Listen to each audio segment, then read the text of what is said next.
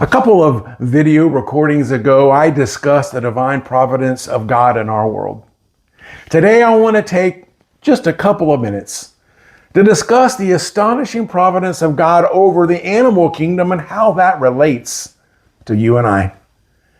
It goes all the way back to the book of Genesis when God called a pair of every kind from the animal kingdom to come to the ark that Noah had built. That's kind of crazy. In the book of Exodus, we find God commanding frogs and gnats and flies and locusts to devastate Egypt. God commanded ravens to feed his depressed prophet Elijah. And that's just naming a few examples out of many. I want you to listen to what Jesus tells us in Matthew chapter 10, starting with verse 29, when he says, "What is the price of 2 sparrows? 1 copper coin?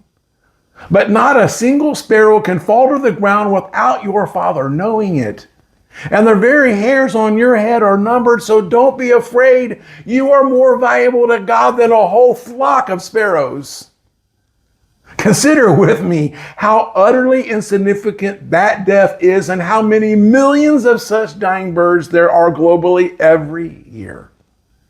The first point here is that God governs even the least significant events in the world, such as a single bird dying.